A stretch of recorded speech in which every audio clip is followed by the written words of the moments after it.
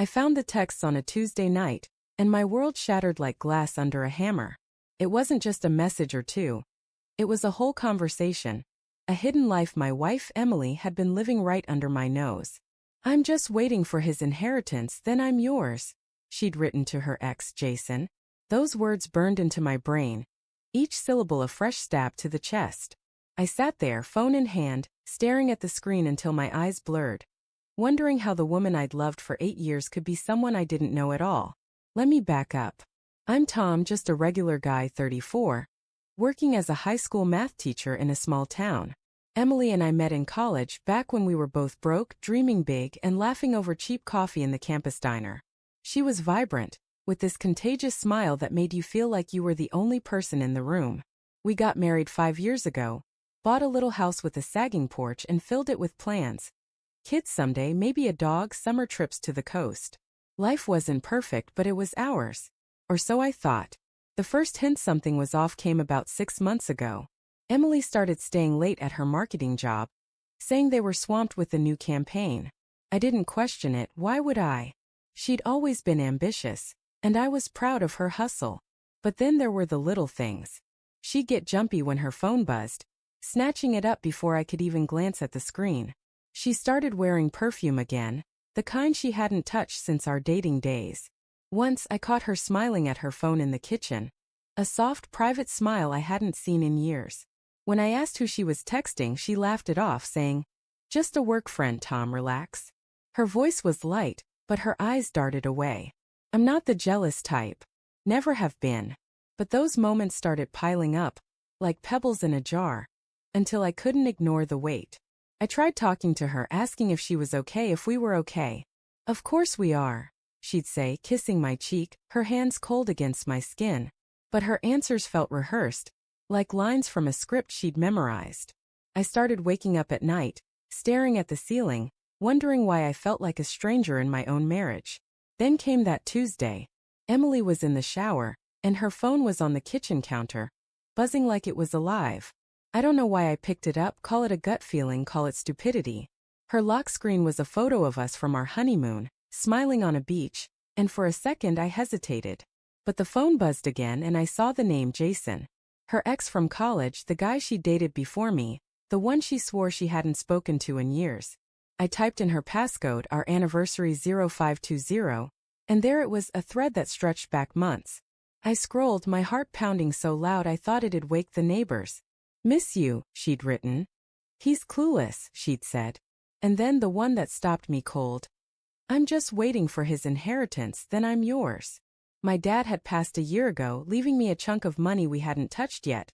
Money we were saving for a bigger house, maybe a family. She knew about it, knew it was coming soon once the estate cleared. And here she was, plotting with Jason like I was just a stepping stone to her real future.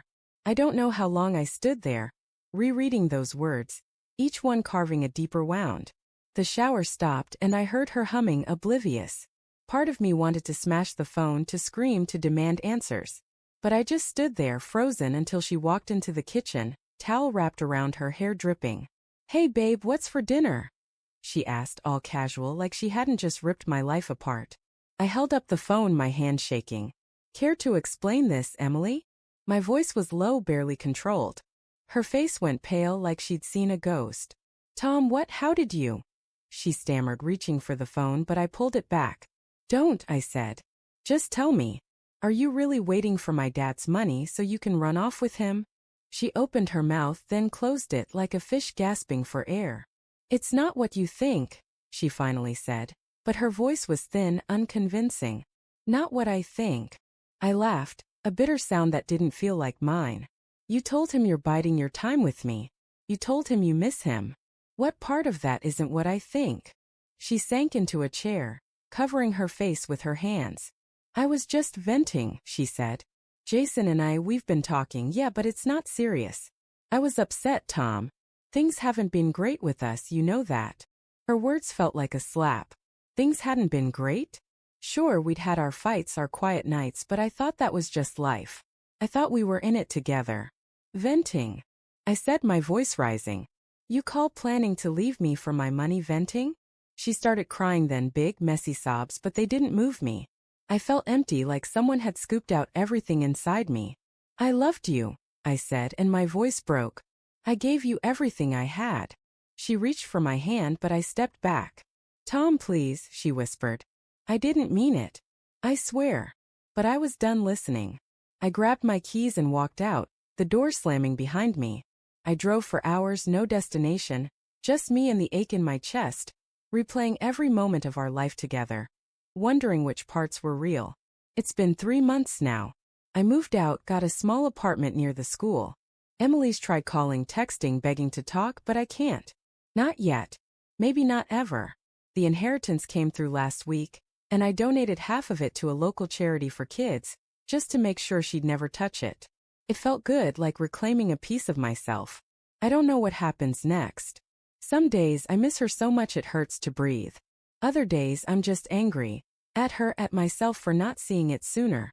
But mostly I'm learning to live with the truth. The woman I loved was a story I told myself, and the real ending is still unwritten. I'm trying to find peace in that, one day at a time. But those texts, they'll haunt me forever. A reminder that even the people you trust most can hide a knife behind their smile.